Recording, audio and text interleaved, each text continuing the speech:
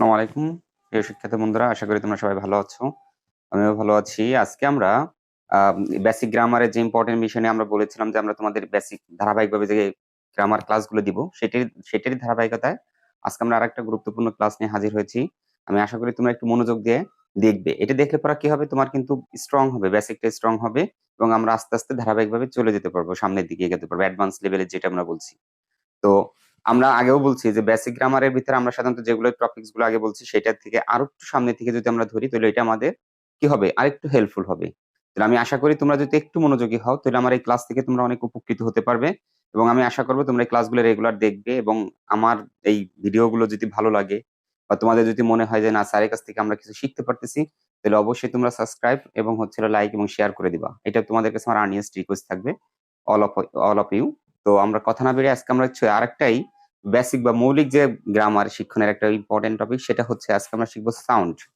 আজকে আমরা সাউন্ড নিয়ে একটু আলোচনা করব। সাউন্ড শব্দটা হচ্ছিল, যেটা হচ্ছিল আমরা কি করি, সাউন্ড মানে হচ্ছিল আমরা ধ্বনি বলি, ধ্বনি। আচ্ছা, ধ্বনি হচ্ছিল কি, ধ্বনি হচ্ছে কি বলতো, ধ্বনি হচ্ছে আমরা জানি যে ধ্বনি হচ্ছে বাংলা। আমি আমি আরেকটা কথা তোমাদের সাথে একটু শেয়ার করতে চাচ্ছি, সেটা হচ্ছে যে বাংলা ব্যাকরণের সাথে যদি আমরা ইংরেজি গ্রামারটা একটু মিলিয়ে পড়ি, তাতে করে আমাদের বাংলাটাও শিখন হয়ে যায় এবং সাথে সাথে আমাদের গ্রামার, ইংরেজি গ্রামারটা একটু বেশি মনে থাকবে। কারণ আমরা যেহেতু বাঙালি, বাঙালি গ্রামারটা একটু বেশি বোঝে, কম বোঝে, মানে আমরা যদি বাংলা ব্যাকরণটা একটু যদি বুঝতে পারি এর সাথে সাথে, তাহলে কিন্তু আমাদের ইংরেজি গ্রামারটা আমাদের সাথে মনে থাকে। কারণ আমরা এটা একটু রিসার্চ করেছি, আমি একটু দেখেছি যে সেটা হচ্ছে যে ইংরেজি গ্রামারের সাথে যদি আমরা বাংলাটা মিক্স করে পড়ি তাহলে অনেকটা মনে থাকে। আর প্লাস হচ্ছে আমরা যদি ইংলিশটা একটু বাংলার সাথে মিশিয়ে পড়ি, যেমন আমি যেহেতু সাপোজ একটা প্যারাগ্রাফের কথা বলি বা আমি একটা প্যাসেজের কথা বলি, যদি আমি প্যাসেজের প্রত্যেকটা ওয়ার্ড বাই ওয়ার্ড মিনিংটা জেনে যাই, তাহলে আমার ওই প্যাসেজটা কিন্তু অনেকক্ষণ মনে থাকবে এবং ওটা আমি ভুলবো না সহজে, কারণ ওইটার সাথে কি হবে, আমার বাংলাটাও অ্যাডজাস্ট হয়ে গেছে। তাহলে আমরা একটু দেখি, তাহলে ধ্বনি হচ্ছিল কি, মানুষের ফুসফুস, ফুসফুস থেকে নির্গত বায়ু বা যন্ত্রের সাহায্যে উচ্চারিত আওয়াজই হচ্ছে, আওয়াজকে ধ্বনি বলে, ধ্বনি বলে। খুব ইম্পর্টেন্ট একটা বিষয়। দেখো, আমাদের যেহেতু ফুসফুস আছে, আমরা নিঃশ্বাস নিই, আমরা যখন নিঃশ্বাস নিলাম, এই দমটা যখন ভিতরে যায়, তখন আমি যদি বলতেছে মা বলে ডাক দিলাম অথবা বাবা অথবা আমি স্কুলে যাব, আমি প্রত্যেকটা শব্দ যখন উচ্চারণ করি, আমার এই ভিতরে বাকযন্ত্র বলি। বাকযন্ত্র হচ্ছে মানুষের কণ্ঠ নিঃসৃত বিভিন্ন যন্ত্র, যেমন হচ্ছে আমরা আলজিভ বলি, হচ্ছে দাঁতের তালু বলি, তারপরে উপরে জিহ্বা বলি, বিভিন্ন এই বিষয়গুলো হচ্ছে বাকযন্ত্র বলা হয়। তাহলে এই বাকযন্ত্রের সাহায্যে উচ্চারিত হওয়া যে ধ্বনি বা আওয়াজ, সেটাই হচ্ছে তোমার সাউন্ড বা ধ্বনি। তাহলে এই যে যেমন দেখো, আমি যদি উচ্চারণ করি হচ্ছিল যেমন আহ বি, আমি বি একটা শব্দ উচ্চারণ করলাম, বি। এই বিটা উচ্চারণ করতে আমার একটা ভিতর থেকে একটা স্ট্রংনেস দেওয়া লাগছে, বি বাতাস দিয়ে। তো এটা একটা ধ্বনি, এটা একটা কি সাউন্ড। তাহলে আমরা দেখবো হচ্ছিল এই সাউন্ডটাকে কয় ভাগে ভাগ করা যায়।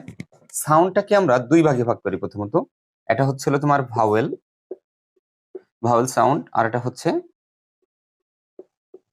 Consonant sound. তাহলে ভাওয়েল সাউন্ড আমরা যেটা বলি হচ্ছিল বাংলা ব্যাকরণের সাথে যদি আমরা বলি, সেটা হচ্ছিল স্বরবর্ণ, আর এটাকে যদি বলি আমরা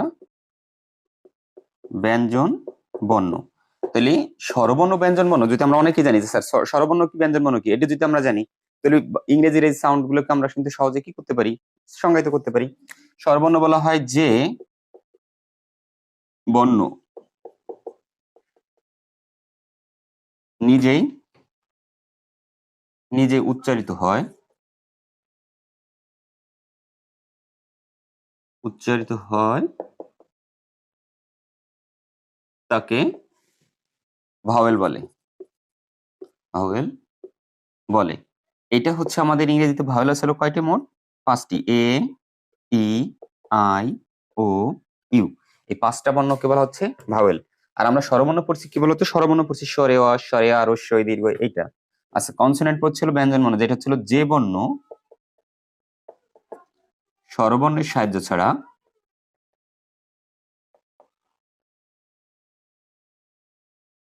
সাহায্য ছাড়া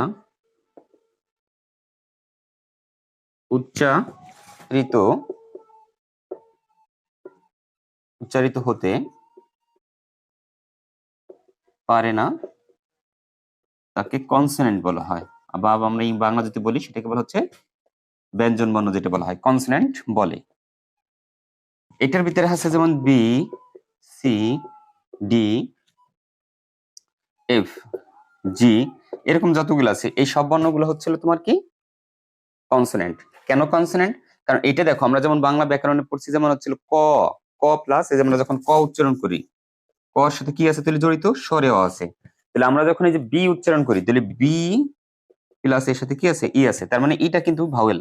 এই যে দেখো, তাহলে এরা এই পাঁচটা বর্ণ হচ্ছে নিজেই নিজের সাহায্যে উচ্চারিত হয়, কারো হেল্প লাগে না।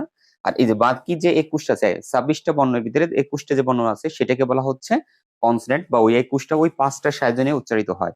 আমি যদি বি বলি তাহলে বির সাথে ই যোগ হচ্ছে, তাহলে যদি আমি এফ বলি এ যোগ হচ্ছে, তার মানে এটাকে বলা হচ্ছে তোমার ভাওয়েল, আর এটা হচ্ছে কনসোনেন্ট। এখন এইগুলো কিন্তু আমাদের একটু প্রয়োজন হয়, কারণ আমরা জানি যে আমাদের আর্টিকেলের ব্যবহার থাকে, তাহলে আমাদের ভাওয়েলের আগে জ্ঞান বসে, তারপর কনসোনেন্টের আগে বসে, কোথায় দিয়ে বসে। এই ক্ষেত্রে দেখো আমরা যদি এইটা নিয়ে যদি বেসিক ধারণা থাকি তাহলে আমাদের কিন্তু বড় ক্লাসের বা অ্যাডভান্স লেভেলের যে গ্রামার গুলো আছে সেইখানে কিন্তু আমাদের অনেক হেল্পফুল হবে এইগুলা। তো এই ক্ষেত্রে কিন্তু আমাদের একটা স্পষ্ট ধারণা থাকা উচিত। তাহলে যে 21টা হচ্ছিল তোমার হচ্ছে কনসোনেন্ট আর 5টা হচ্ছে ভাওয়েল। কেন ভাওয়েল এলো? কারণ এরা নিজেরাই নিজে উচ্চারিত হয়, কারো সাহায্য লাগে না। আর এটা হচ্ছে এই যে 21টা ওই ভাওয়েলের সাহায্যে উচ্চারিত হয়, যার কারণে এটাকে বলা হচ্ছে তোমার কনসোনেন্ট। এর সাথে আমরা আরেকটা বিষয় যোগ করি, সেটা হচ্ছে